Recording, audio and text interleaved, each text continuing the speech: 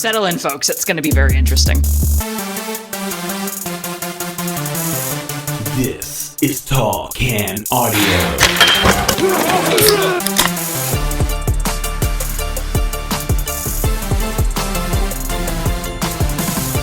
Off and running on an all-new episode of the Tall Can Audio podcast for a brand new July week. And I know a lot of your favorite shows are starting to disappear on you, starting to take that summer vacation. We won't do that to you. We'll still take our summer vacation, but we'll still podcast from it. My name is Matt Robinson, alongside from She's Got Game on the TSN radio network and the Mouchoir REDBLACKS podcast. And boy, do we have REDBLACKS things to discuss. Michaela Schreider's here. What's happening, Schreids? Not too much, Matt. I've spent a rainy Sunday afternoon just before we record this watching Fast X, and I'm a little dumber for it, and wondering, just a bit of an existential crisis about like how did I get here, and what am I doing with my life? So I'm thriving today. Yeah, it sounds like it. It really sounds like it. You say a rainy Sunday in front of Fast X. Oh, it was a sunny Sunday down near the dock where I was just sitting, hanging out with, watching my two nephews play around and climb on some inflatable thing. And the whole point of the game was we'll help each other climb up and then knock each other off back into the water. I got way less to complain about today than you, by the sounds of it. You just woke up today and chose violence, didn't you?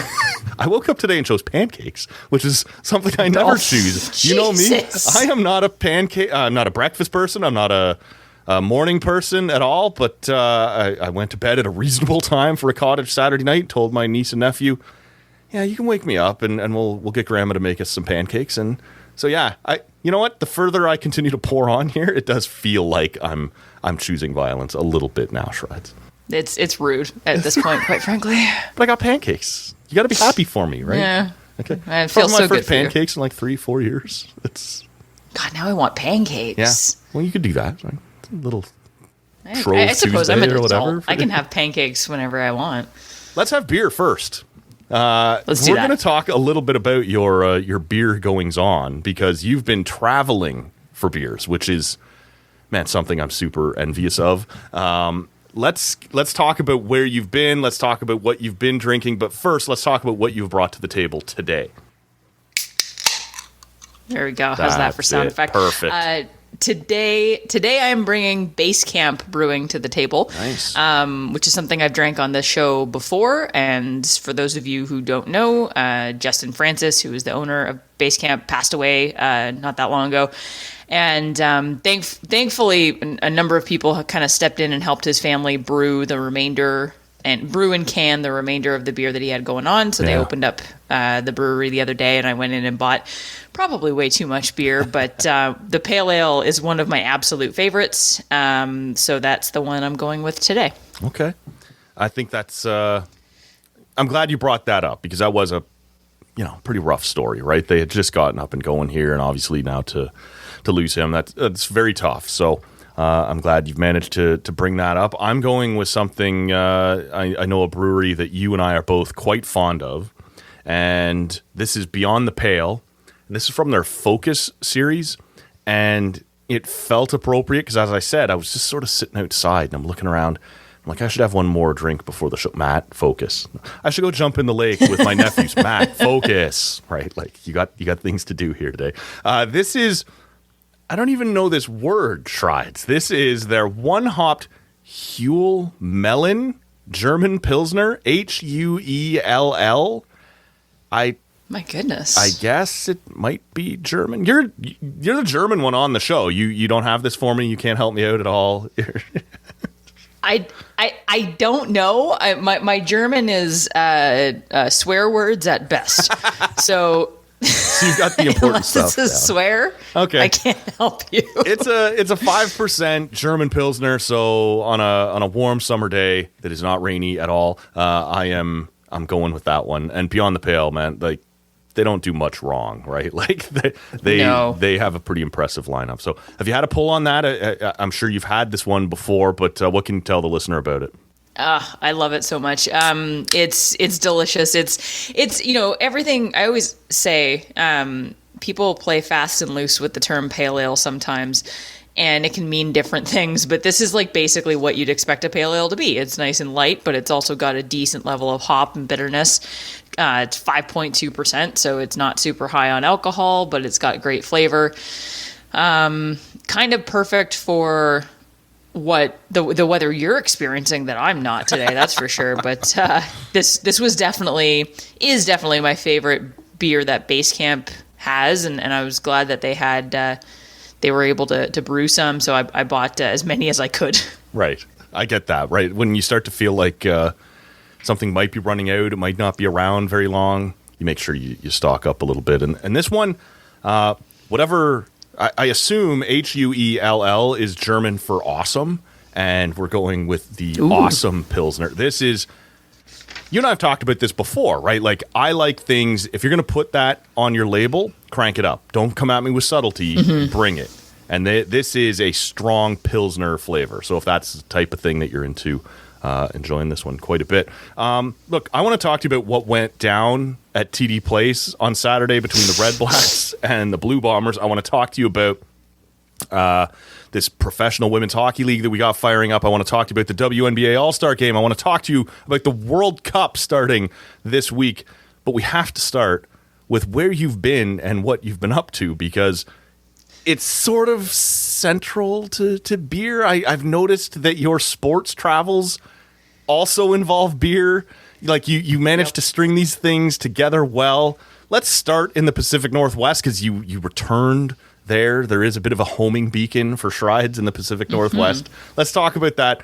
What took you out there? And we can start with that and then get into the beer scene. Yeah, second time in under a year that I went to the Pacific Northwest. Last year was Seattle. This year was Portland.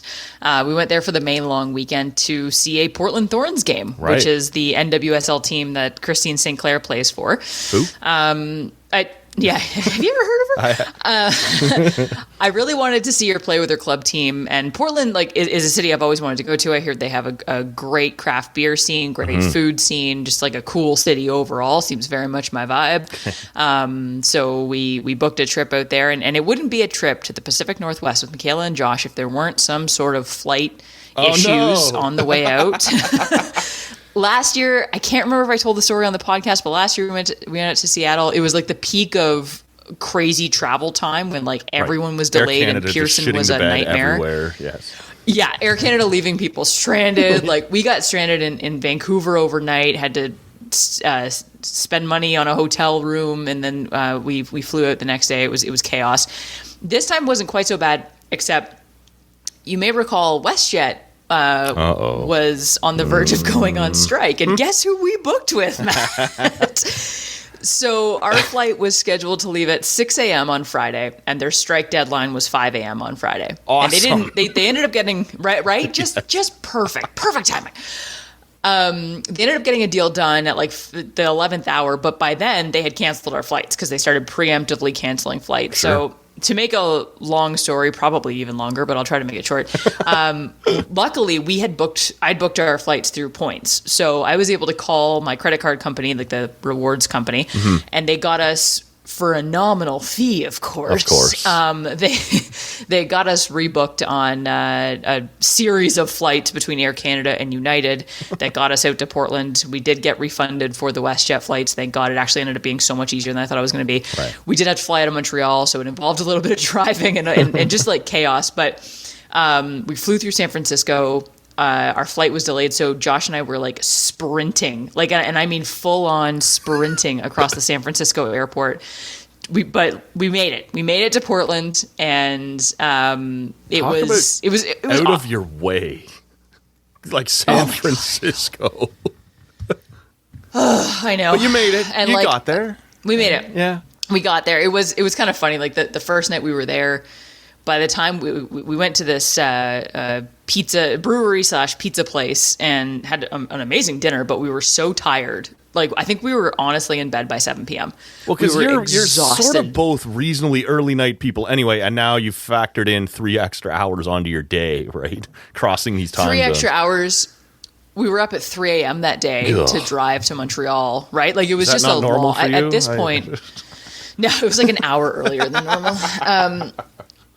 And then like factor in just the stress of it all, the San Francisco debacle, like we were just exhausted. But by the time we woke up Saturday morning, we were refreshed and ready to go.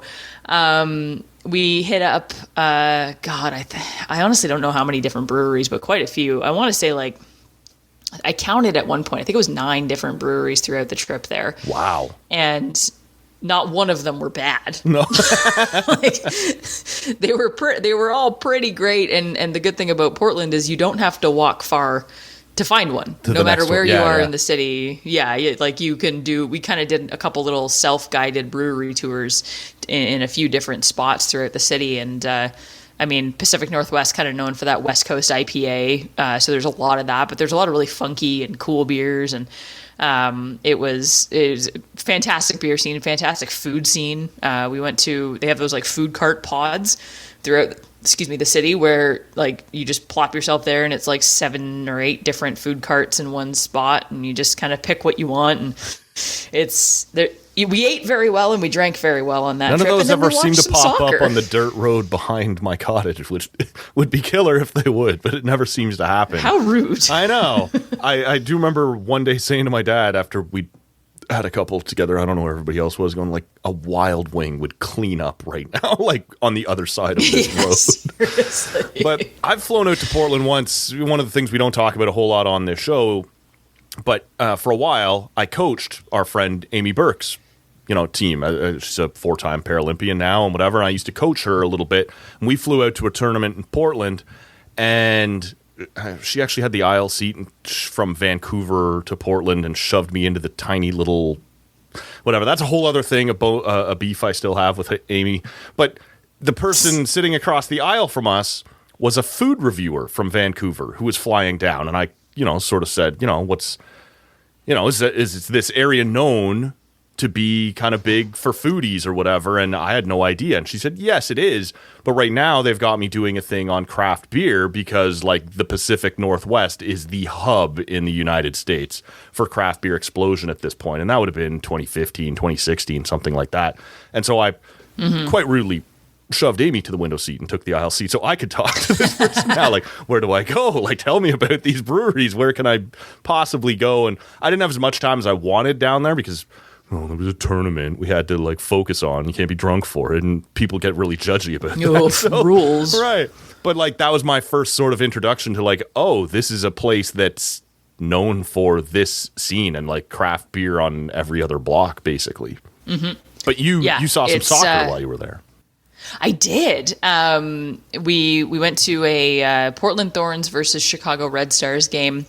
And fortunately, it was right before, or a few weeks before the international window opened up. So we got to see Christine St. Clair play and Sophia Smith and all their big names, Crystal Dunn, all their big names who are now in Australia for the World Cup, which we'll get into. Mm-hmm. But it was pretty great. It was a great game. The atmosphere there, I think there was about 20,000 people there at Providence Park, and the atmosphere was great. Like Josh isn't a soccer fan by any stretch of the imagination, but he's like, if every soccer game's like that, I'm into it, right? Like the atmosphere was pretty cool, and it was one of the things I loved about Portland was everywhere we went, we'd talk to people and they'd ask us what brought you to Portland, and I said we're here to see a soccer game. So yeah, and they're like, oh, is it the Thorns or the Timbers? Like no one just assumed it was the Timbers, which is the MLS team. Everyone, like the Thorns and the Timbers, I think are on very much the same level in terms of popularity there. They love the Thorns. They love Christine St. Clair. Not quite as much as we do because she's ours. But it was pretty cool. And I should mention it actually. As I drink out of my pint glass that I got from there, we also visited the Sports Bra, which is, as I'm sure many people have seen me post about, is a sports bar that is dedicated to women's sports. Yes. So it's like they don't only air women's sports, but they prioritize women's sports, and it's just decked out like floor to ceiling in a bunch of different women's sports memorabilia. And we watched an NWSL game and a WNBA game, so it was basically heaven for me. Right. There's something so like that's not a complicated bit of wordplay, right? But I love that. Like, there's something so simple about it that's like, I'm glad someone grabbed that and turned that into something, right? And you know what their tagline is? No. Their tagline is "We support women." Yeah, okay. We support women. I love that. Like, hell yeah. Just steer right into it. I love that. That's amazing. Yeah, it was a solid trip, and some of the breweries we checked out, just to give them a shout out, Ecliptic Brewing, which was amazing, Stormbreaker Brewing. I'm going through my photos here to try and remember. 10 Barrel Brewing, that was fantastic. It was there was no shortage. Backwoods Brewing Company, there was no shortage of great beer there, that's for sure. And so then that was far from the end of it. You went about as far in the other direction as you had just gone west. I know this trip wasn't necessarily sports related. This had something else tied into it. And, sort of making up for past things missed. Where did you go next? And I know that was less about craft and more about one very specific beer. Yes. So we went to the UK and Ireland. So we went to England and Ireland a couple of weeks ago now. The purpose of the trip, the destination was Dublin, and we were going to see a Florence and the Machine concert in Dublin, which is as magical as it sounds. And we just with the flight paths and everything, we decided to spend a couple days in London first. Josh has never been to London. I love London, and it was just easier to fly through it. So I thought, let's spend a few days there. And aside from a bit of a heat wave and a complete lack of air conditioning, because they're not built for that, London was great. Lots of great pubs, lots of great beer, lots of great food.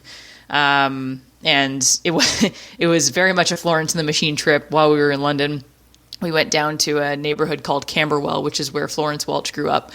And we went to a pub called the Joiner's Arms, which is where, before she got big, she used to perform there. And when it was she more like references Florence it in a and number a of gadget songs. instead of a machine, right? It was. Yes. There you go.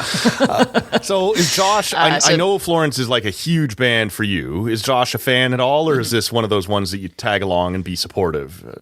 I don't know that he'd go see her on his own. I know that he does tolerate the amount of Florence and the Machine music that I make him listen to, and I know he likes it. Yeah, okay. But it's definitely my thing, and definitely something I dragged him along for. But the problem is with Josh, you can never tell, because the dude he could be watching the greatest concert he's ever seen in his life, and he'll be standing there dead still with his arms crossed and no expression on his face.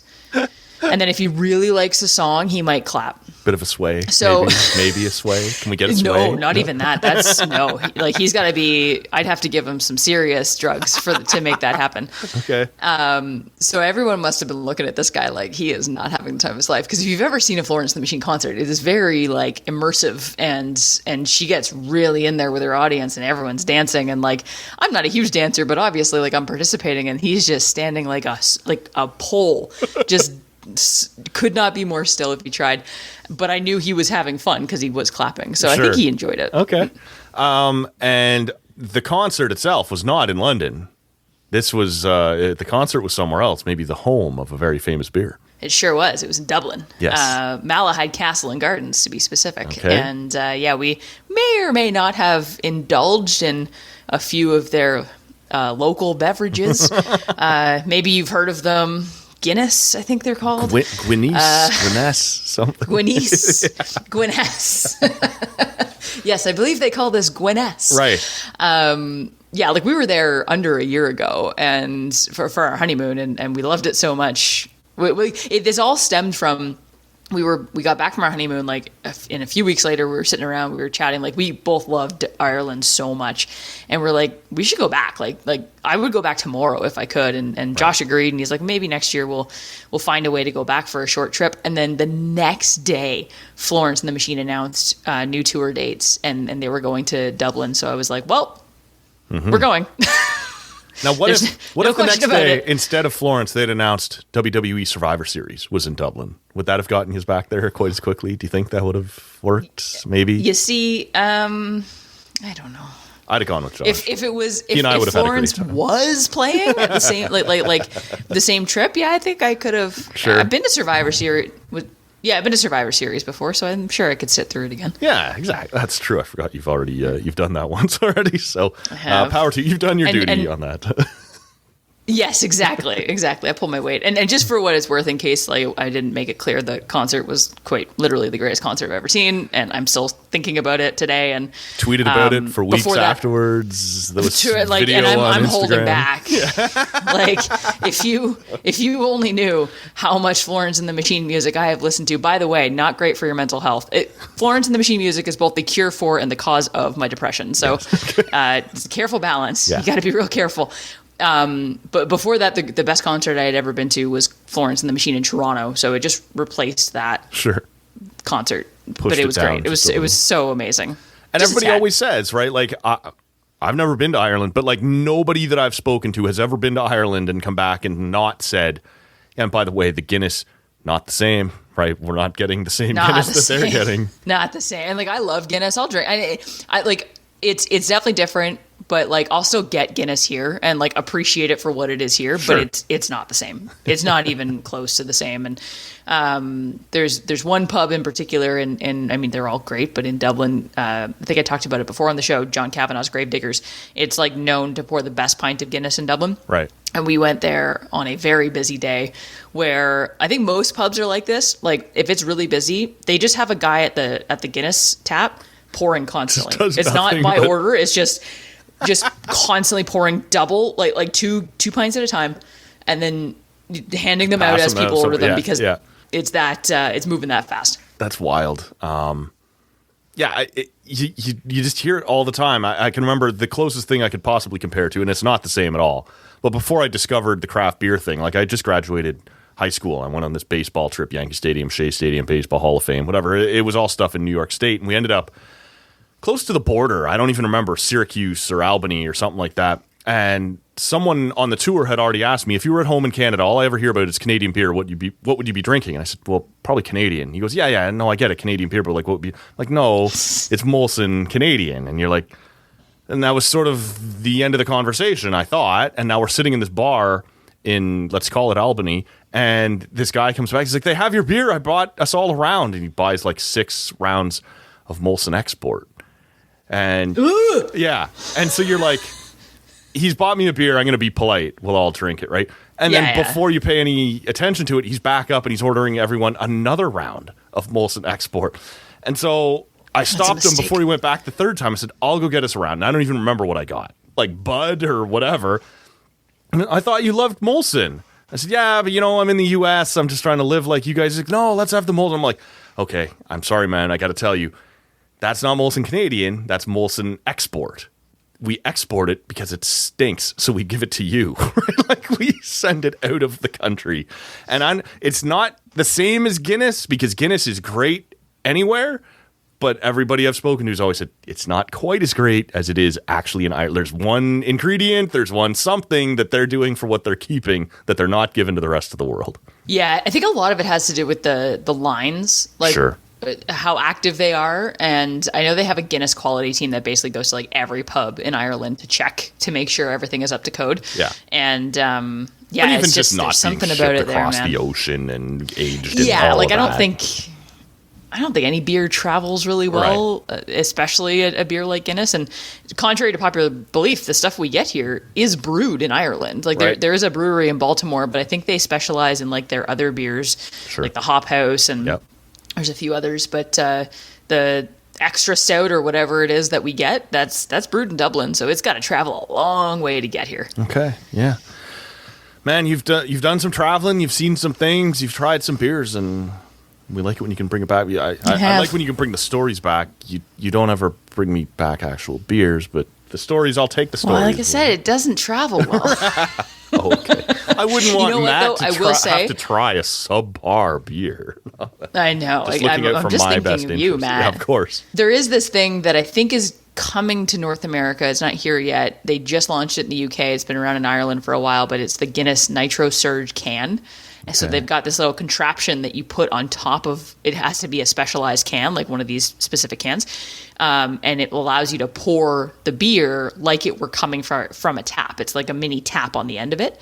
And I think they're releasing them in North America soon. So that might help. Yeah, okay. Maybe I'll be able to bring that back next time. That would be great, Shred. Because make no mistake, I'm already thinking of my next trip. Of course, my next beercation. That's I get that. Look, we got a bunch of sports stuff we get into, but to me, the place to start is this news on the idea that there's now going to be one centralized professional women's hockey league. And this news has been floating around for a while. It was a bit over a year ago that Jeff Merrick started talking about this, and it just sort of kept dragging out. We weren't really hearing much. The PHF was sort of continuing on doing their own thing and doing it reasonably well, right? And they had done a bit of expansion. And then we suddenly hear, I guess it's about 2 weeks ago now, that the group that is funding the PWHPA is now going to start this league, and they are essentially, and I'd be curious about your take on this, they were very careful multiple times, wanting it to be made clear, this is not a merger with the PHF. Mm-hmm. This is a purchase of, an acquisition of the PHF. All of those contracts were dissolved. I believe the health insurance and stuff that the PHF players had tied to those contracts carried out until September, so not very long in terms of any sort of security. But it was important to them, for whatever reason, to say, we're not merging. We are acquiring and doing our own thing. Look, there's a few different places we could go here. The fact that all of these players in the PHF had their contracts dissolved is unquestionably sad news, disappointing, and very hard on them. They will be welcome to sign contracts. There will be a draft in this new league that's coming, but they've lost some security here. What was your impression of the news as it started to sort of trickle out, how this was going to play out, who was going to be involved, and, you know, just sort of as it happened, what did you think of it? Well, this all came out like an hour after Vanessa and I had recorded the latest episode of She's Got Games. So There's nothing surprising about that. Right? Like, no. If there's anyone recording anything, there will always be news in your wheelhouse broken an hour after you're done. Of course. So yeah, the Mark Walter Sports Group and Billie Jean King Enterprises is the company that a while ago got involved with the PWHPA with the end goal of starting a women's hockey league, and so they acquired the PHF and essentially dissolved it. And like you said, player contracts were terminated. This all comes like a couple months after the PHF announced a huge increase in their salary cap. Yeah. And, you know, things kind of seem to be moving in the right direction for them. And so they have fully folded the league. All these player contracts are done. And that's the real shitty part of it. Like, I don't care, you know, what side of this you've been on, where you've been viewing the women's hockey situation for the last little while. You never want to see people lose their jobs, and that's exactly what happened here. Yeah. And you know, the players found out in a memo literally at the same time that this was breaking. So not great. And you know, there's been a lot of speculation as to what exactly is going to happen with the PWHPA and their journey to form a league. And for a while, I think we all thought, okay, the PWHPA is going to form a league. The PHF is going to continue moving on and continue having their league. And at the end of the day, that's just more roster spots and more places for female hockey players to play. Like, that's not a bad thing. Mm-hmm. So now we're going from what could have potentially been like 12 to 14 teams in total in North America. We're going to have 6 in this league. So 6 23-player rosters. There will be a draft. There will be free agency. The players who played in the in the PHF are you know, open to participate in that. The same with the PWHPA players. But at the end of the day, that's still a significantly lower number of roster spots. Right. So from a starting point, like, you know, I said this on the show, that doesn't mean we won't see expansion soon. Mm-hmm. That doesn't mean that it's only going to be 6 teams forever. But it's definitely like, okay, that's not ideal. It's lost jobs. It's lost jobs, and that's never a good thing. It's you know, the teams in the PHF too, like, what's lost in all this is a lot of their marketing people, a lot of their operations people. Like, they did such a good job of building the brand and building their relationships in their respective communities. I think they nailed that more so than the CWHL ever did. Mm-hmm. And I'm a huge CWHL fan, but they just didn't have the resources at the time to do that. And all of that, it feels like it's lost. Like, I really hope that we're able to keep the names of these teams and keep the brands going on, because I think that they've built something, you want to build on that. You don't necessarily want to start from scratch. Like, look at the Toronto Six. Like, that, first of all, greatest name for a Toronto sports team. They're also the defending champions, and they did a ton of work in the 2 years that they were a team. Right. So I just don't want to have that be lost. Yeah, and if you're like a 7 or 8 year old who loves the Boston Pride and you have a Boston Pride t-shirt and whatever, like, just keep the name. Like, just be the Boston Pride again. Or like, keep that recognition in the market that you've already built upon, and hopefully there will be some awareness to that. Yeah, exactly. And like, I don't want to downplay any of the negative things surrounding this, because at the end of the day, people did lose their jobs. Yeah. At the end of the day, much like a lot of stuff that has happened around this, whether it's the PHF or the PWHPA, the way that the players are treated is not always, super great. And this was another example of that. However, not to brush that aside, but just to, in addition to that, the CWHL folded, and a week later, the PWHPA was formed. Sometimes things have to fall apart to make way for better things. Ted Mosby. So I think that while this sucks and it could have been handled better, at the end of the day, by the sounds of it, we are going to have a women's hockey league that features Marie-Philippe Poulin, Hilary Knight, Natalie Spooner, Sarah Nurse, the list goes on, of the best players in the world. They are going to be playing in one spot. This was always the strike against the PHF, right? It was a very good league, and it was creating jobs, and people were getting contracts. Mm-hmm. But the best of the best were over in this PWHPA saying, we don't see your vision the same way you do. We're working on something else. Yep. And at the end of the day, they won out. They got backing from some pretty powerful people with a lot of money. And yeah, when you talk about going from the number of teams in the PHF to now having those players having their contracts dissolved, it's a bummer. And they are open to come and compete for jobs in the PWHL, is that right? I believe is going to be the... We don't actually have a name. That's what Ian Kennedy's been kind of using as a placeholder, but even he's admitted we don't actually know what the name is yet. So all of these women will be welcome to come compete for jobs, and some of them will get those jobs, but the PWHPA was always more stacked with that top elite Olympic level talent, those names that we all recognize, and those are going to be the people that you're up against trying to compete for jobs. So as you've said, this is a great step forward for women's hockey, but it does not come without pain and without sacrifice and people that are going to feel the brunt of this. Exactly. And, I think both things can be true, that the PHF was doing a great job and providing some great quality hockey and doing a lot of things right. And also the best players in the world didn't want to play for them. Right. I don't know why, but it's that both of those things we know. Yep. Right. And I don't think we can ignore that. And it's funny because, like, I've always felt like we were tiptoeing around that. Right. Because you don't want to take anything away. Yeah. That's just it. Like, the PHF, I think they did a lot of things right. But at the end of the day, if you don't have the biggest names in your sport, it may not be I never had an issue with both leagues functioning at the same time. Sure. Like, I never thought that was a bad thing. You look at any major sports league in North America, they were all two leagues at some point. That's right. Right? NHL, WHA.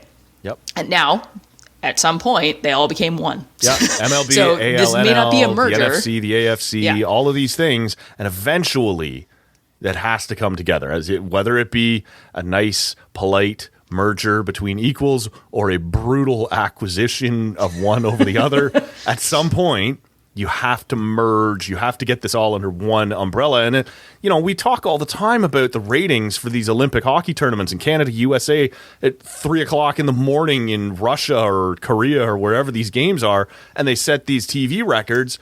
And then you take your kids to go watch that PHF game, 2 weeks later that's in your market or whatever. And you go, well, where is Hilary Knight? Well, where is... They're not here. Like, that's really hard to sell, right? This at some point, this had to get under one umbrella. Yeah, I do think that was always kind of where we were heading in some form or another. And again, it may not be a merger, but it's very clearly a dissolving and rebuilding together kind of thing. So, And a couple days after all this happened, the PWHPA actually ratified a new CBA, which is going to be the CBA for this new league. Mm-hmm. And there was a lot of really good things in that CBA, like a minimum for 6 players on each team. There's going to be a minimum salary of $80,000. So that's your top players. Yep. Minimum salary overall of $35,000, but they're pushing for an average salary per team of about $55,000. Okay. All of those include player bonus. There will be, This in is addition US. to that, player bonuses. US, yeah. Player bonuses, performance bonuses, MVP bonuses, et cetera, et cetera. That minimum base salary is also going to go up by about 3% per year.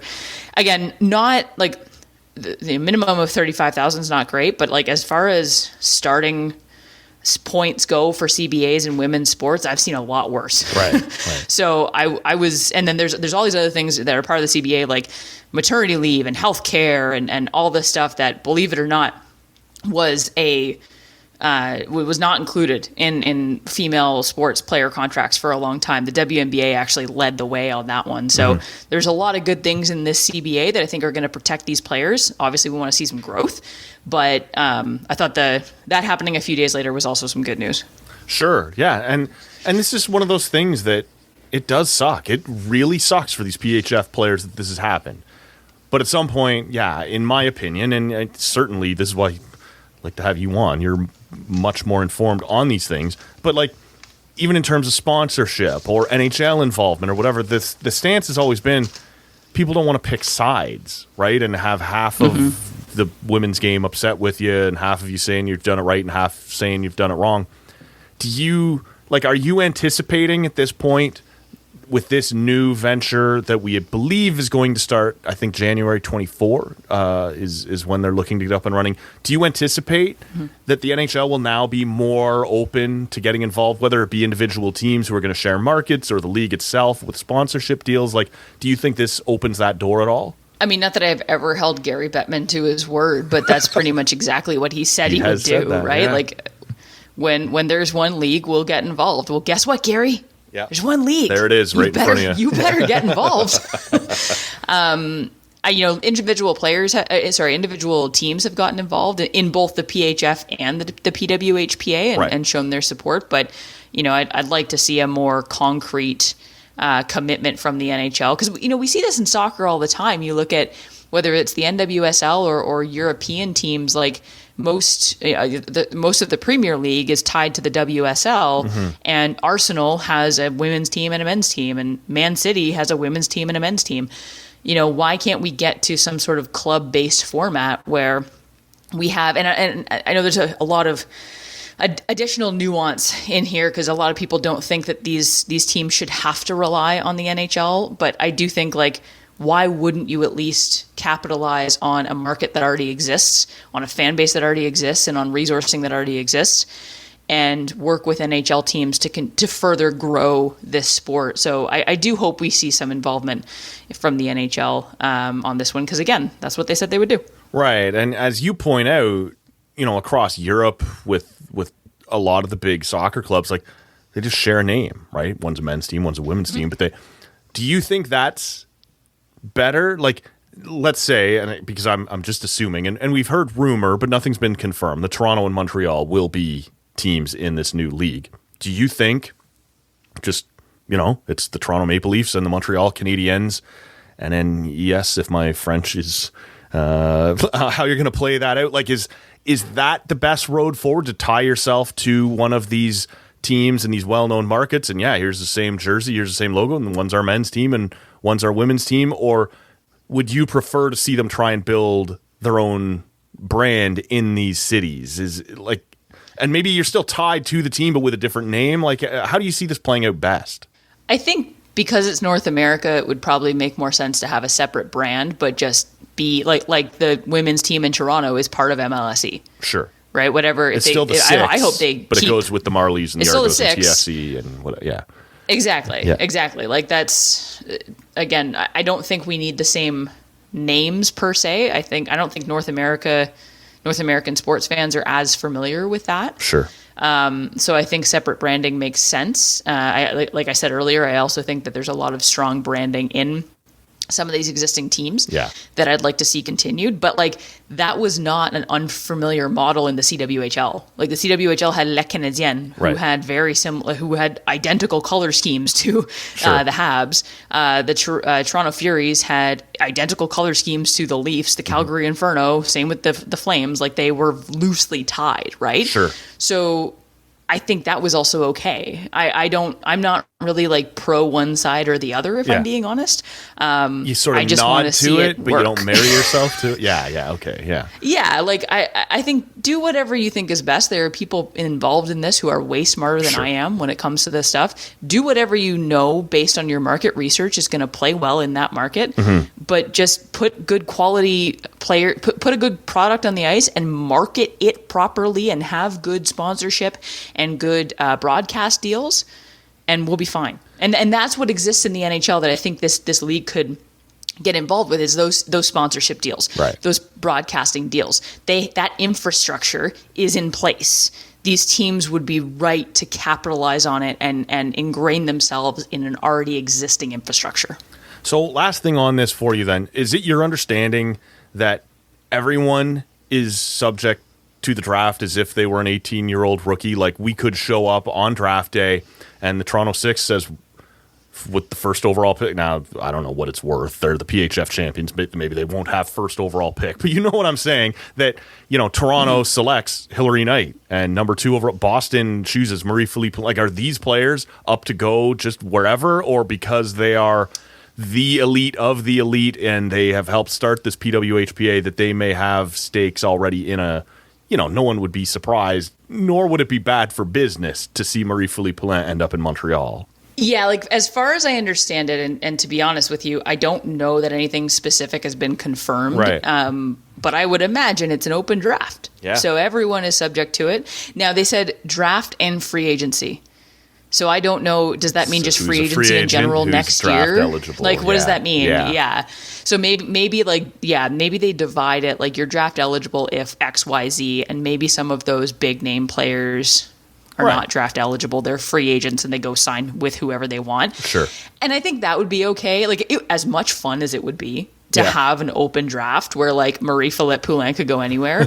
Girlfriend is also in her early 30s and has done her time and has a life and a fiance. Like maybe she doesn't want to end up going to Boston Right. when Laura Stacey goes to Calgary or whatever, right? Sure. Like Yeah.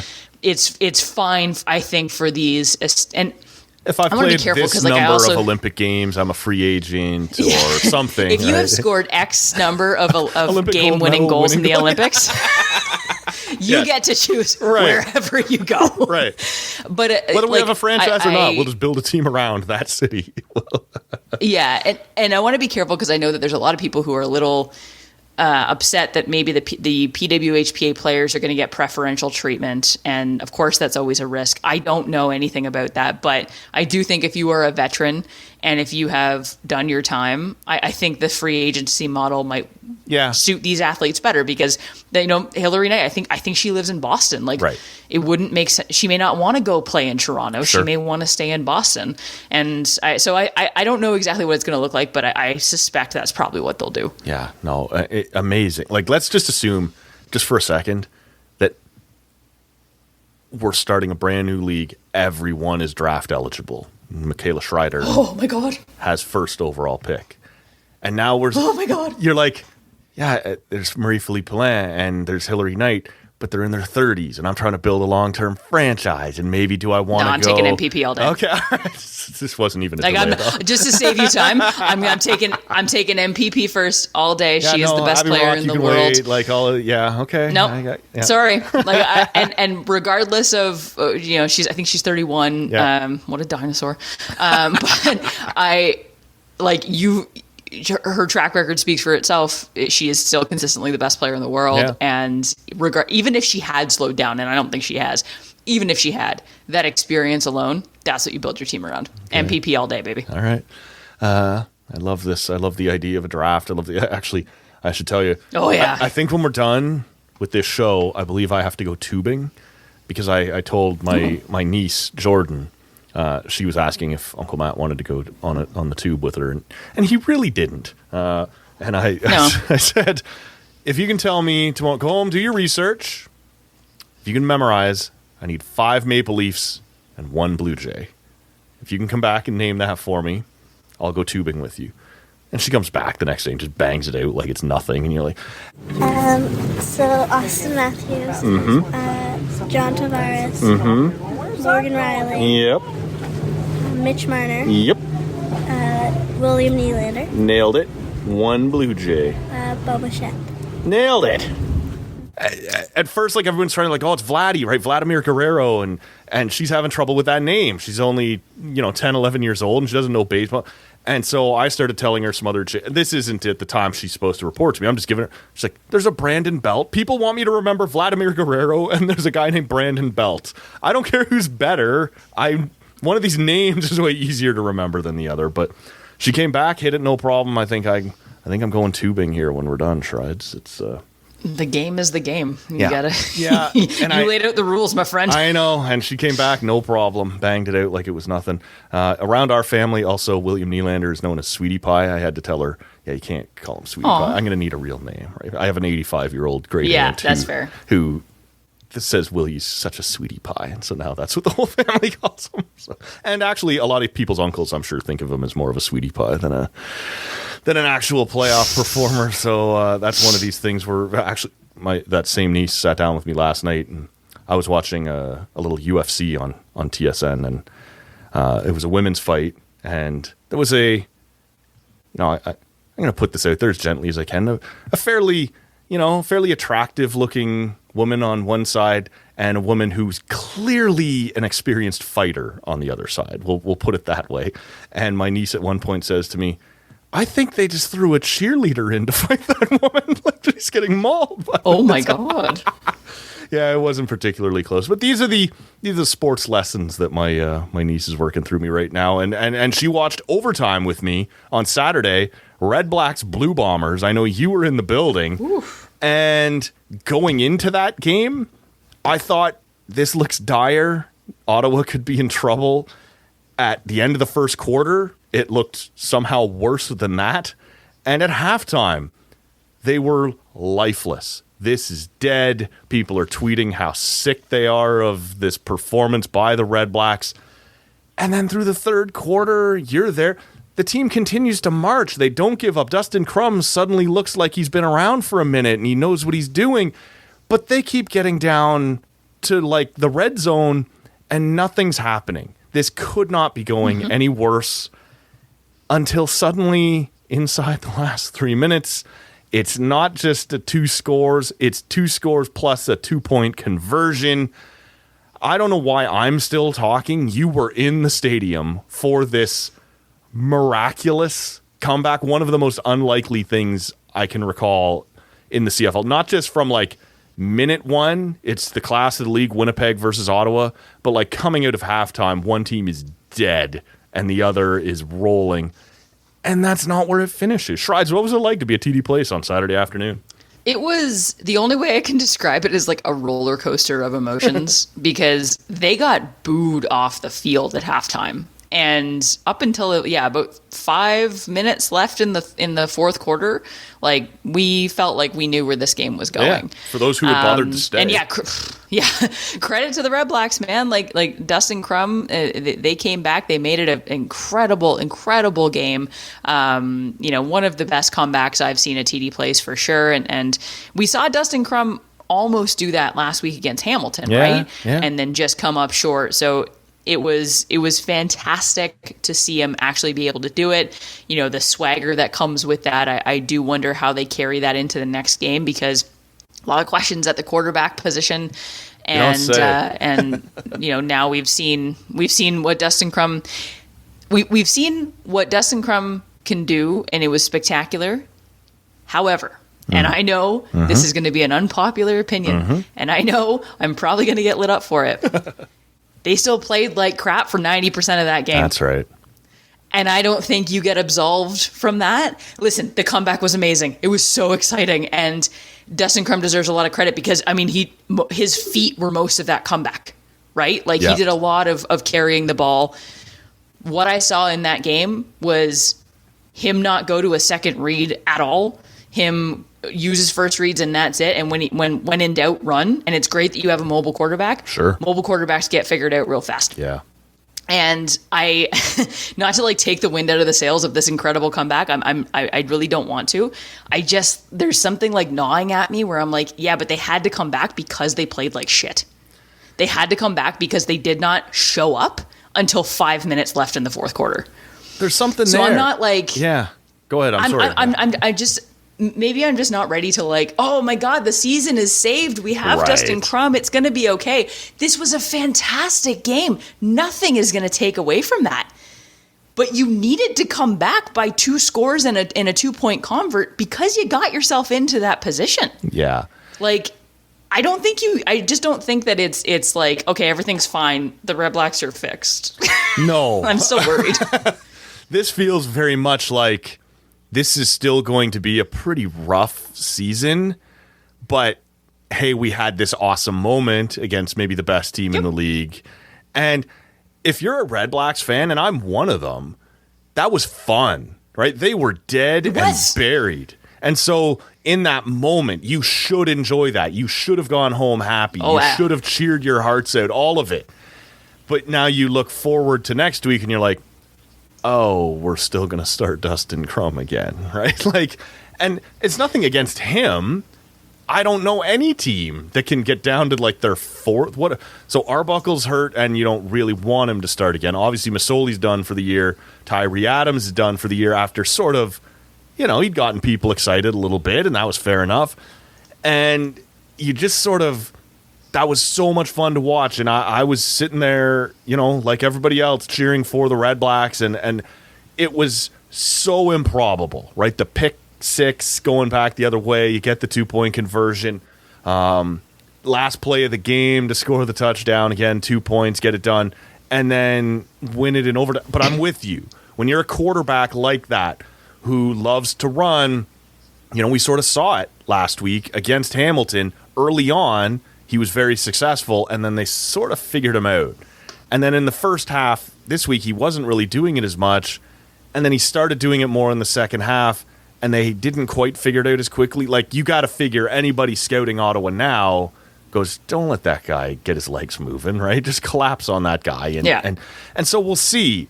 But, man, as many fans, and you and I have talked about this on the pod a bunch of times before, Shrides, the season ticket holders down there have been so loyal, and we always talk about what a great vibe it is, what a fun place it is to watch a game, and it's all true, but it always ends with the same sentence, but can I get a goddamn win? And this is the second home win in a row now for Ottawa, but this one was so out of the ordinary, right? So out of nowhere, so unpredictable.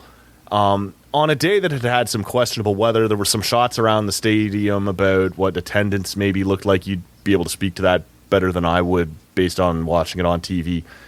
I was really happy, though, for Red Blacks fans to have that sort of pull out of the fire, slay the Goliath, all of these sorts of things. That was fun. But as you look forward, you're like, but we're still on our 4th or 5th string quarterback, and this is maybe going to be a tough season. Yeah, that's just it. And what I really hope comes out of this is this gives Dustin Crum the confidence to maybe trust his arm a little bit more next game. He's also got to get some protection. I'm sorry, that O-line crumbled like a soda cracker repeatedly throughout that game. That needs to be better. But I also think there was a lot of trepidation in his game where, like I said, he was going to his first read and then panicking if it wasn't there. Yep. And unfortunately, he wasn't given he wasn't always given the time to go through his other reads. So, I don't fully fault him, but hopefully they're able to carry this, because how do you not walk away from that game with swagger? Sure. It's athletes are the best goldfish in the world. They forget everything, and it is easy to forget a game where you played like crap for 90% of it, but came back and one of the best. You got to win. You had one of the best comebacks probably in franchise history, and how do you not carry that into the next week? So I hope they're able to do that. It's, I'm one of those season ticket holders that has been sitting in my goddamn seat for going on 4 years. I've been a season ticket holder since day one. Yeah. But this is the 4th season in a row that I have looked at my husband repeatedly throughout the game and gone, this is going to be a long fucking season. And I said that multiple times yesterday. So I don't know where I was going with that. Did it ever cross your mind? It's been tough. Was it on your mind ever? Let's just go. Yep. Because it always is. Yeah. Like I'll be real honest with you. They have been unwatchable for going on 4 years now. And I'll admit it, I have left early multiple times. Sure. I got an hour drive home. Yep. I got a life. I got 2 dogs at home. I'm not sitting in my seats waiting for them to come back when they're down by 3 scores and playing like absolute garbage. Right. We did walk down. So we usually finish the game. Like we leave our seats in the fourth quarter and we walk down to like near the log cabin and watch the rest of the game from there so that we can make an easy exit. Sure. It's exactly what we did this time. Thank God we saw the rest of it. And then as soon as we saw the win, we kind of pieced out because we had 2 dogs at home that had been at home all day. So, but yeah, it's absolutely it's crossed my mind. And I don't blame a single fan. Everyone's like, oh, this is why you don't leave games early. How dare you leave? I don't blame anybody who left because I have seen that team. I know what that team normally does. Right. And I wouldn't, like, listen, if you left, you're probably regretting it today and you're paying your own price. Of course. But I hate, just in general in sports, I hate shaming people for leaving early. Because, like, listen, if you're a sports fan, you do this for fun, but you also got a life. Yep. You got to be at work the next morning. Right. You got kids at home. You got dogs at home. You got shit going on at home that you got to go take care of. If you spend the money to go to that game, you can leave whenever the hell you want. I don't care. Right. Like, I hate this.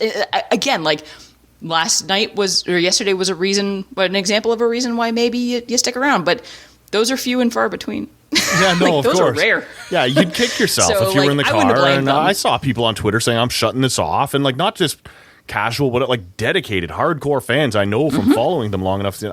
I can't watch any more of this. And so, yeah, the natural part of it for people who stick around is to go like, well, see, I bet you regret that now. And every reason to check out. This team was dead on the ground with no signs of life. And so full credit to them for getting up and coming back and getting that done.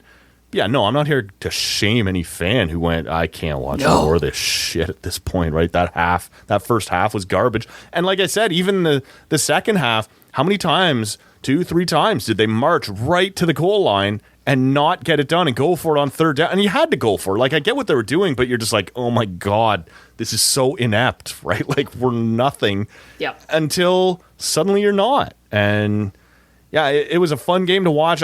Before we move off this, I'll ask you quickly, you know, the 2 home wins in a row now, but in fairly unimpressive fashion, as you've pointed out here correctly on the second one. You know, they're down several quarterbacks, 2 of them for the year. What do you think is left for this team? Are they good enough outside of that quarterback position to grind out a 3rd place in the East or something? Or is this going to be, you know, despite the euphoria we all felt on Saturday, you know, pretty long and potentially disappointing season? It's so hard to tell. I mean, based on what we've seen so far, unless we're proven otherwise, Saturday was the exception, not the rule. Yeah. So I feel like I'm really Debbie Downering this whole situation because I feel like there are a lot of Red Blacks fans who are riding high, and I'm like, yeah, but I hope it's Monday I'm proven morning, wrong, right? and I hope time to get back to the real world. Time to check in. I hope that, you know, I said this on the podcast last week, there's always new quarterback syndrome where much like a goalie, you know, other teams don't have a ton of game film on Dustin Crum. Right. So maybe he can capitalize on that for a few wins. They'll figure him out eventually. And again, especially if he is going to rely on his feet more than his arm, they're going to figure that out real fast. And he's got to trust his arm a bit more. And the O-line's got to give him more support. I mean, the defense is always solid. They have been, that nothing has changed there. Lewis Ward is Lewis Ward. I mean, up until the last Probably 5 minutes, he was the only points we had in this game. And therein lies the problem, right? Like I was saying to Josh yesterday, like, I think I've said this probably other times, you know, they've changed the GM. Yep. They've changed the coaching staff. Yep. They've brought in several, like they've changed almost the entire roster. And yet we are in year 4 of just abysmal football. And the quarterback stuff, like that is just pure bad luck. It's awful. I don't know how else to explain that. And that sucks. You know, you bring in Jeremiah Mazzoli. We were all so excited, and like my heart just breaks for that guy. Of course. To have this many season-ending injuries, especially since coming to Ottawa, like it really, really sucks. And that's nobody's fault. But I need to see more than the last 5 minutes of that game to feel confident in this team. And until I do, they might make the playoffs because that's the way the East plays out. It's Toronto and basically everybody else. Yep. So, yeah, they might make the playoffs.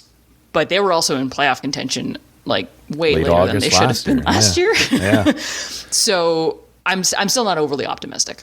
Yes or no? One word answer. Do you want McLeod Bethel Thompson? Oh, is that a word? Can I make that my answer? I don't know how to spell it, but yeah, I guess we'll count. Honestly, no. Okay. It's weird to say that about the literal defending Grey Cup champion. I never liked him that much. Okay. And I don't know that he's the guy. And I also don't know that he wants to be here. I know he was released by the USFL team that he went to, or whatever league it was. Yeah. I feel like if he wanted to stay in the CFL, he would have. I think that's fair, but it's a name people are talking about, and he's a game manager. He's got a little more experience than some of what you have. So, it's worth bringing up. I wouldn't be surprised if they brought him in. Yeah. I don't know that he'd be the solution, but also, like, who else are you going to go with? Right. Like, there's no one available. Still kicking around somewhere. Can we do that? Jesus Christ. He probably would never set foot in Ottawa after how we treated him. That's fair enough. That's fair enough. Why don't we touch on, kicking off this week, the World Cup down in Australia, New Zealand. Down under. Down under. Well done. I'm not even going to try and replicate that. Look, this is the first chance Canada has had on the biggest stage to show who they are, what they are, since they won an Olympic gold medal. And for whatever reason, and maybe part of this is just how infrequent these events are, but there's been this story that's been built of Canada being better at the Olympics than they are at the World Cup. And so I'm curious what your take is as we move into the Women's World Cup starting, I think it's this Thursday is Canada's first game. Whether or not you are excited about Canada's prospects, this team continues to battle with its own NSO here at home. I don't believe they're coming with a full roster. Like, what is your level of anticipation and excitement for this Canadian team heading into the FIFA World Cup starting this week? Matthew. I've got Matthew. So this is going to be excited for this tournament. Okay. I am changing my sleep schedule to watch 23 women kick a ball, plus another 23 women kick a ball around for 90 minutes. I am so excited for this tournament. I have been waiting for it for weeks. This is going to be, already is, the biggest women's sporting event of all time. They have sold well over 1 million tickets at this point, and they are anticipating it to be the most viewed women's FIFA Women's World Cup of all time. So I am very excited. Now, for Canada's prospects. Yes, they have. When you compare their Olympic performance, 2 bronze and a gold medal in the last 3 Olympics, pretty good. They have struggled in the World Cup. Yeah. They have struggled in the World Cup. There's no way around it. Their best performance so far was 2003 when they made it to the semifinals. In 2019, the most recent World Cup, they failed to get past the round of 16. And in 2015, where they were the damn hosts of the tournament, they got beat out in the quarterfinals. So they have struggled in the World Cup. There's no getting around that. And they are in what is being deemed the group of death in this you one. Never want to be in that group. No, it's a bad group. Yeah. It's Group B for bad. So it's Canada, Australia, Ireland, and Nigeria. And while Canada is technically the highest rated team in this group at 7, Australia, they're the hosts, so they've got that home field advantage going for them. They also have, I think, the best player in the world right now, and I don't think anybody would really dispute me on that, in Sam Kerr. She is an absolute phenom, and she's their captain.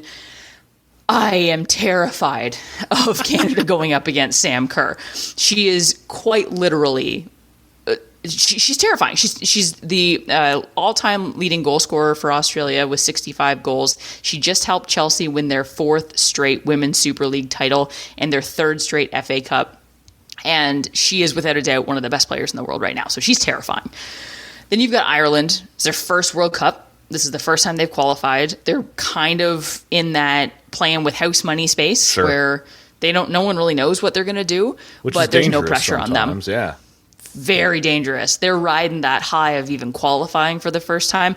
They had a closed door match against Colombia a couple days ago. It was canceled 20 minutes in because it got too violent. So I'm really nervous to see what goes on between Canada and Ireland. And then you have Nigeria, who really of all these teams has the best record in the World Cup because they have literally qualified for every single one. Right. They've been one of the most dominant continental African teams for a long time. They just lost the AFCON in the AFCON semifinals to Morocco, but up until that, like, they really have been dominating the African football scene. They too are fighting with their federation. They were actually at risk of boycotting the first game against Canada, so that they've got kind of that added fire in their bellies. We get us 3 points, right? Like, if we could talk them back into it. I mean, there was part of me that was like, oh no, that sucks. Yeah. But also, do we get a win? Right. And they've got a number of fantastic players, in particular Asisat Oshoala, who's the best player from Africa right now. She's actually the first person from Africa to be nominated for the Ballon d'Or Féminin. So she's got 90 goals in 96 appearances for Barcelona. Girlfriend can put up points. So I'm really nervous about the group that Canada is in. I think it's still realistic to think that they could at least come out of it. You know, you need to be one of the top 2 teams. I think that they can at least beat 2 of these teams, right? And they can come out of it. And then from there, I mean, it gets even more scary because, this is one of the most competitive World Cups we've also seen. So while I am so excited, I am so nervous, but I'm also nervous for every tournament that Canada enters. I think they are being unfairly underrated because, like, they're Australia is the favorite to come out of this group, and I get the whole home field advantage thing, but Canada's the best team in this group on paper. They're the highest rated team, and they're also the defending gold medal winners from the Olympics. This is one of the things I wanted to ask you about, right? Is we have heard so much, not just on sports TV and whatever, but like on CBC, The National. They've been leading with this Canadian team is feeling disrespected, like it's not getting the attention it deserves for being, an Olympic gold medalist, not just defending Olympic gold medalist. The most recent Olympic gold medal is Canada's. And we've seen teams do this before across all sports, right? We are the underdog. You try and misplace, or move the pressure to someone else. Are you feeling that? Like, is this a legitimate complaint from this Canadian team that they're not getting the respect they deserve? Or is this that thing you do where you try to make yourself the underdog, put the pressure on someone else? Like, how are you looking at this? Because this has been a big story from this Canadian women's team. Everyone who's been interviewed has said it. We're not getting the respect we deserve. I think it's valid because in the coverage I've seen, they're absolutely not getting the respect they deserve. A lot of people are even going so far as to call their Olympic gold medal win a fluke. I don't know how you win a gold medal by fluke, but that's just me. And even down to the most basic level, you look at one of the promo videos that the U.S. women's national team did, where they were kind of like they were having people from each country talk about how to beat the U.S. and they had someone from England and someone from France and someone from the Netherlands. Nowhere, I think Canada was a very brief mention in there. I'm like, oh, you're not going to give some credit to the last team that beat you in an elimination game? Yeah. Like, and I get it. Like, that was the first time Canada beat them since 2001. But like, come on, Canada literally was the last team to eliminate you from a tournament. Right. It wasn't that long ago. I do think they are getting disrespected when you look at the odds makers, when you look at the people who are picking their favorite to win. Canada's getting very little respect, and I think part of it is, they have played poorly in the World Cup in the past. Mm-hmm. We have not seen a really decent World Cup performance in a long time from them. And then if you also look at their most recent games, like the She Believes Cup, for example, which I don't think is fair to judge them on because they were in the middle of a very public and kickoff to that fight with Canada Soccer. I watched that game, the game against the U.S. live, and that was not the Team Canada I'm used to watching. Like, they were shells of themselves. So I don't think that's fair to judge them on. They haven't, like, the other thing is, they haven't gotten a ton of playing time together because Canada Soccer refused to give them a send-off game and refused to give them a fair number of friendlies heading into this tournament. So they certainly have not been set up to succeed by their federation. But I do think that you have to give the defending Olympic champion some respect, and they're not getting that, and that's super frustrating. If they're able to use that to some sort of advantage in playing the underdog card, like, hats off to them, because I think it's fair. At the same time, you're looking at a Canada roster that I think is very solid. And they do have, in my opinion, the best goalkeeper in the world, and that's Kaylin Sheridan. They made the CONCACAF finals in 2022. Start in that gold medal game in the Olympics. Like, this is someone Stephanie Labe was the goalie but she did start in the CONCACAF finals. Right. She did take home the CONCACAF tournament Golden Glove and Best 11. She was named NWSL Goalkeeper of the Year last year. She is, without a shadow of a doubt, the best goalkeeper in the world. She's the best goalkeeper in the world. Okay. I don't think there's any argument against it. And then, you look at the rest of the roster, and you've got a great mixture of veterans and youth. Everyone remembers Jessie Fleming, and she's right there. You've got veterans like Sophie Schmidt and Christine St. Clair. Sophie Schmidt, this is going to be her last World Cup, so we're all kind of watching sadly, but Khadijah Buchanan, Ashley Lawrence, same thing.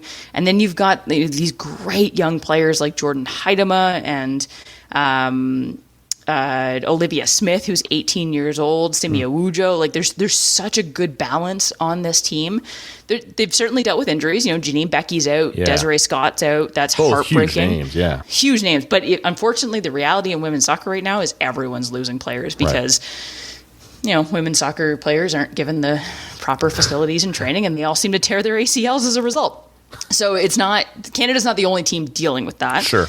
But I'm feeling fairly I'm nervous because I'm just a nervous sports fan in general, but I'm feeling pretty good about this team. I don't know where the disrespect comes from, and I love Bev Priestman. I trust her. They had a closed door match against England the other day. It was a 0-0 draw, but you got to score goals at the same time. The fact that you didn't allow goals against England is a pretty good indicator. Sure, yeah. So we'll see what happens, but I'm looking forward to it. Well, let me ask you to take your fan hat off and just have your analyst hat on. How do you see this Canadian team shaking loose? Is it a championship contender? Is it sort of a semi-finalist, but probably like top 4, top 8? Like, where do you see Team Canada based on everything they're working through right now? Well, it's hard to say because one of the things that Bev Priestman is so good at is elimination games. And they may have done it by the skin of their teeth and caused me several years lost in my life in the Olympics. Years off my life, just absolute years. They did it. They managed to find a way to win in every single game, and it may have been close. And a lot of what Team Canada does is they play a really good structural game and they wait for the other team to make mistakes. That happened in the Olympics. I do think they've also been figured out a little bit.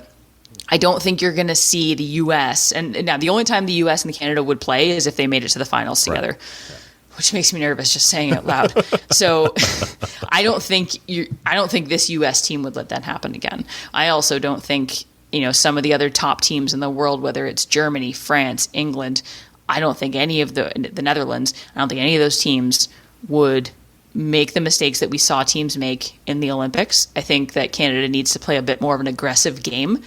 They've got the players to do it if you just let Jessie Fleming loose or let Julia Garasso loose in a game. And people love to look at Christine St. Clair like a courtesy ad on this roster or an ad for veteran leadership and nothing else. She still got it, man. She may not be the goal scorer she once was because the goal scorer she once was literally the best goal scorer in the world. Yeah. She's still a phenomenal player. And the way that Portland has been using her is very much in the midfield, that supporting offensive role. Granted, they've got players like Crystal Dunn and Sophia Smith who have no problem putting the ball in the back of the net, but Christine St. Clair has been scoring a decent amount, and she's been contributing a lot when she doesn't make it on the score sheet. So I think they also need to use her appropriately here. But I think that if they just played a touch more of an aggressive game, this tournament is literally anybody's, if I'm being completely honest with you. Among those top teams I named, I really think you could see any of them walk away with the championship.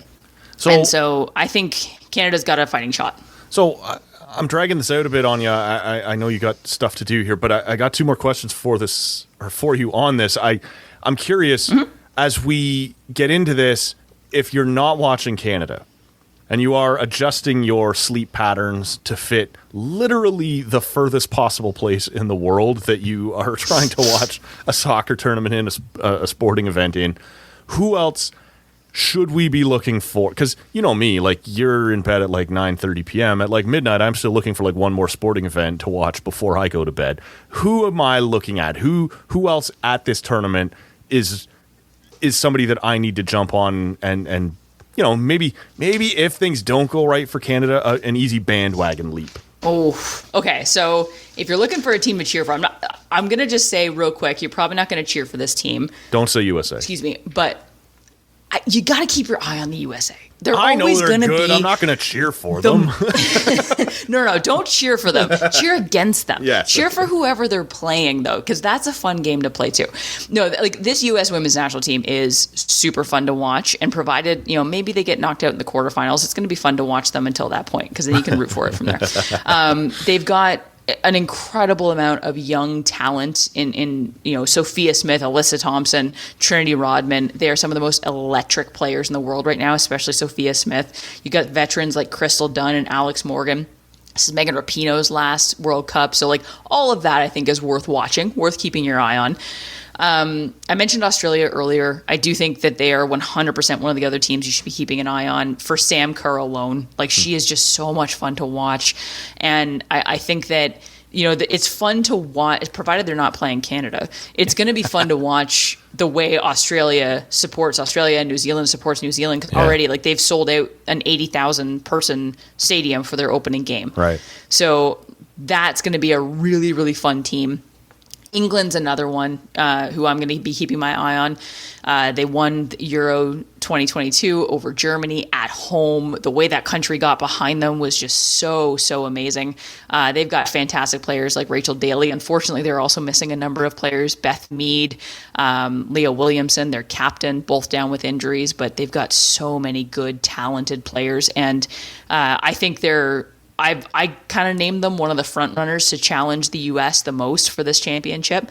But then you've got, you know, teams like the Netherlands who are always in it, France, Sweden. You know, they were the silver medalists in the Olympics who Canada beat. So all of those teams, I think, are not only going to be super entertaining, but I think could walk away with this. And of course, Brazil. This is Marta's last World Cup. I think that's absolutely worth watching. They've got young players like Debinha who are kind of take the Marta's passing the torch to.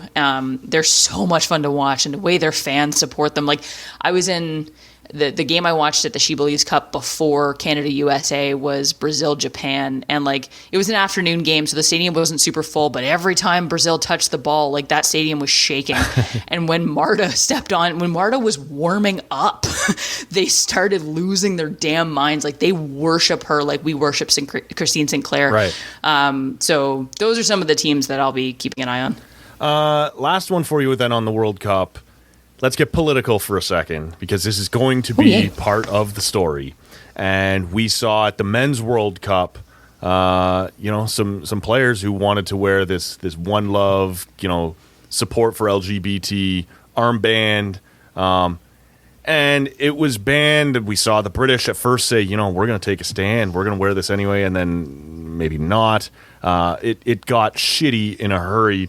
And part of FIFA's defense of that was, look, we're guests in Qatar. If they don't believe in this, like, who are we to rub it in their faces? And that was always a shit argument to begin with. Yeah. But now we're not in Qatar. We are in Australia and New Zealand, two of the most open-minded countries in the world, and they have come down again and said, yeah, no, you're not going to wear that. And perhaps sports fans will not be surprised to learn many of the athletes who compete at the Women's World Cup might be gay. right? There might be some lesbians as part of these teams, and they're probably lesbians, Stacey.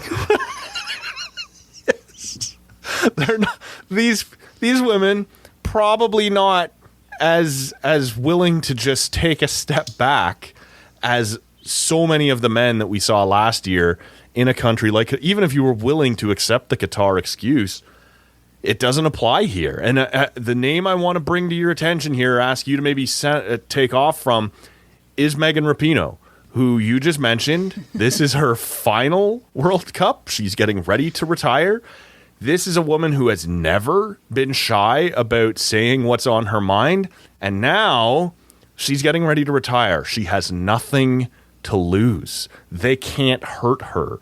And I wonder, what, if anything, you expect to see here? Do we assume that this all gets stomped down the way that it was at the Men's World Cup? Or are people going to make a point here in a place that, quite frankly, is going to be far more willing to support that stand, right? I would not at all expect Australia or New Zealand to boo these women or whatever. Like, this is a stupid FIFA decision, not an Australia-New Zealand decision. What are you expecting to see here?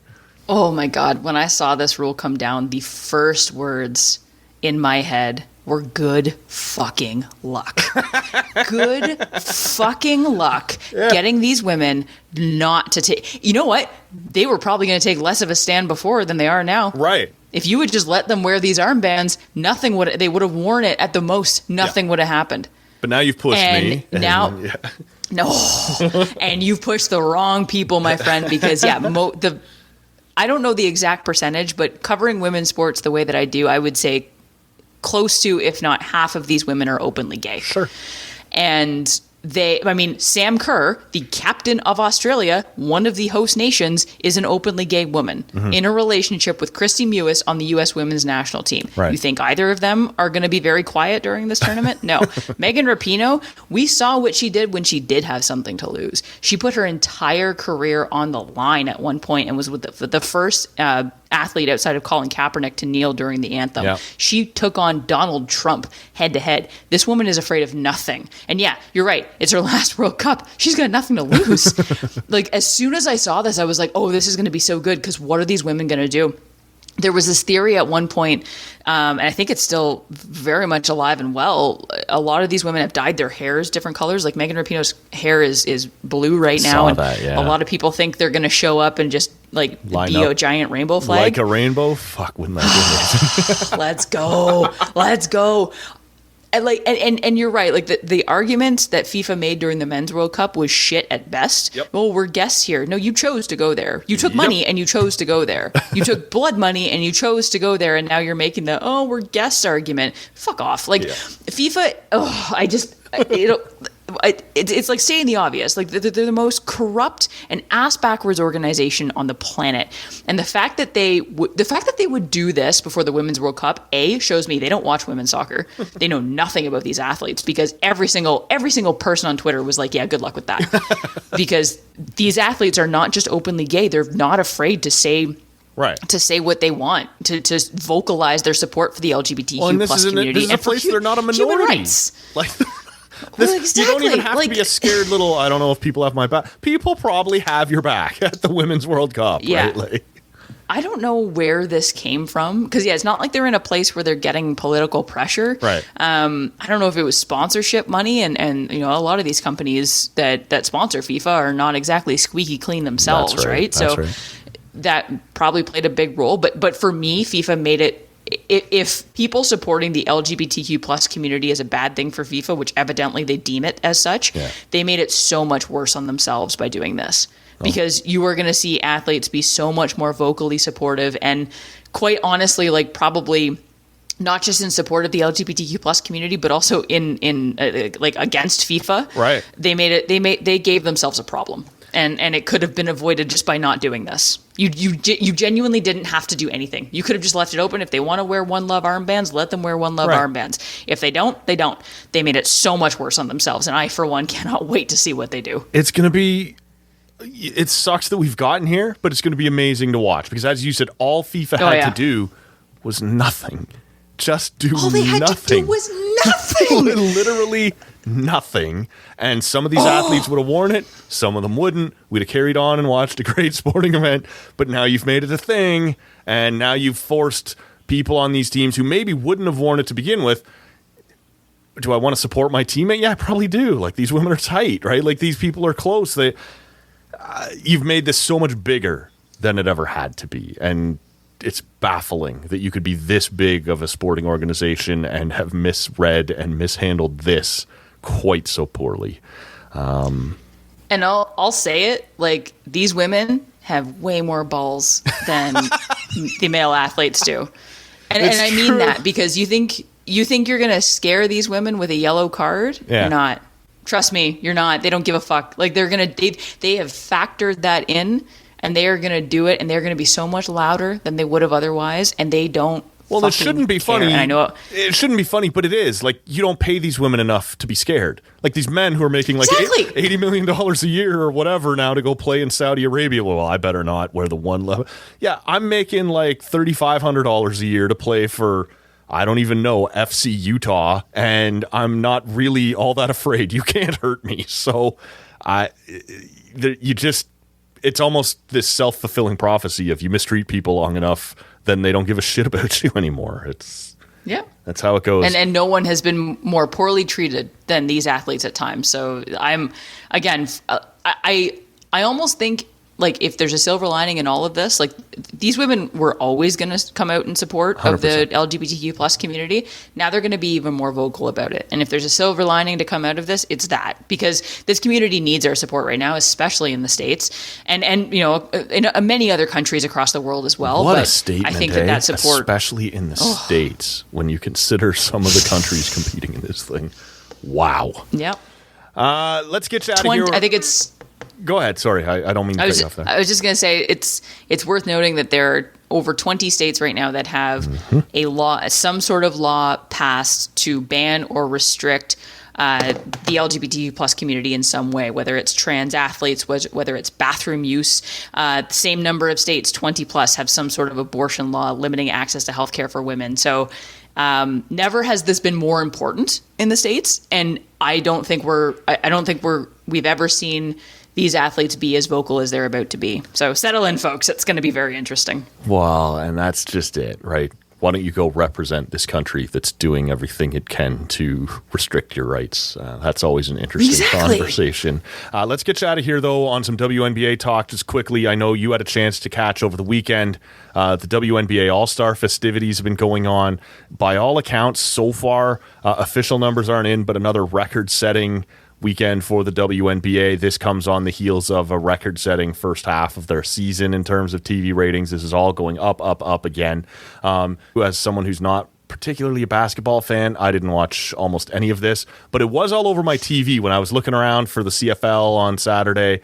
This was on multiple channels. It looks like it got the attention it deserved. What do you take away from WNBA All-Star Weekend?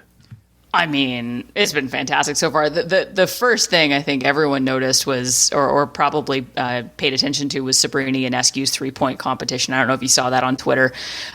She dropped 25 of 27 shots. And if you watch this clip, it's just mesmerizing. Like, every single thing is going in the basket, and she just doesn't stop. She set a record for the 3-point competition. Allie Quigley, the previous winner of the 3-point shooting competition, was there to give her props. It was a pretty cool moment. And then in the game itself, I mean, I've been talking about Jewel Lloyd to anybody who will listen this year, and she showed me why, because she took home the MVP for the All-Star game. Yeah. She put up 31 points in this game, most points in WNBA All-Star game history. That poor girl is on an island alone in Seattle, but she's on one of the worst teams in the league. She's one of the leading scorers in the league, and I think she is actually a front runner for the MVP so far this year. She's having a fantastic season. Not getting much support from her teammates, but that's another story. Brittany Griner, for me, was a huge story. Yeah. Yes, fantastic to see her so there, great. Getting her flowers, right, being recognized after everything she's been through with that stage. Dunking. Yes. Unbelievable. She put down a dunk. I called it. I knew she would. Yeah, it's great to see her Russia, back. Right, she's back being, recognized and getting the attention she deserves for doing what she's already so great at doing. This isn't just like, hey, good for you, we're all happy you're home. No, this is someone who deserves to be there and be recognized and compete here. Yeah, no, exactly. And she was an honorary All-Star member last year while she was wrongfully detained in Russia. So it was so great to see her there and just be happy. Like anytime I see her happy, I'm just like, I'm so happy. The poor girl has been through a lot, and it's really great to see her back. And yeah, I mean, she threw down, man. We knew she was going to dunk. She dunked. It's just been a great weekend overall. A lot of fun stuff going on in the WNBA, and I really enjoyed watching it. Yeah, and as we stated sort of off the top, all kinds of attention, well warranted. This is an all-star game. It should be on these networks. It is. I like I said, flipping around, not just while the games were on, but during the highlight shows, it was getting the attention it deserved. So, it's basketball in general, not my scene, but it's getting the attention that it should, and that's been awesome to see. And just in general, numbers across, you're seeing things that are stupid. Like last year, you were like, well, it was up 400% in viewership. You're like, that seems unsustainable. And this year, it's up 600% on another network. You're like, okay. Like it just feels like this is one of those things that when you finally give it a little attention and allow people to watch it, people will watch it. And that's something you've said here 100 times is no one's asking for any special treatment. Just put it on TV and see what happens. And oh, look, there it is on TV and people are watching it. So there it is. Yeah, like I think what we're seeing, and I said this last year, like last year we saw a bunch of increases in viewership, and it was like, how did they do that? By quite literally putting it on TV. And this year is like, oh, we're still seeing increases. How did they do that? And I'm like, by marketing it. Right.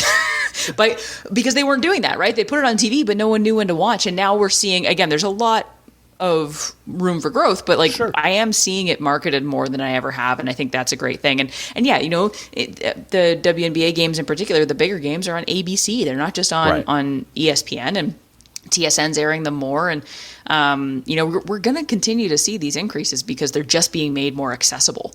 And that right there shows that there's been an appetite for this for a long time, and it just hasn't been available. So those numbers keep going up, and then they keep airing it more, and then the numbers keep going up, and then they keep airing it more. It's just a cycle, right? So sure. I think we're going to continue to see that. I think you're right, and it's such a good point because like last night I'm watching the Red Blacks game, and then I'm watching the Stamps and Riders game, and then I'm watching the UFC, and all of it because it's just on the same channel. Like I didn't go looking for any of it; it's just there in front of me, so I keep watching.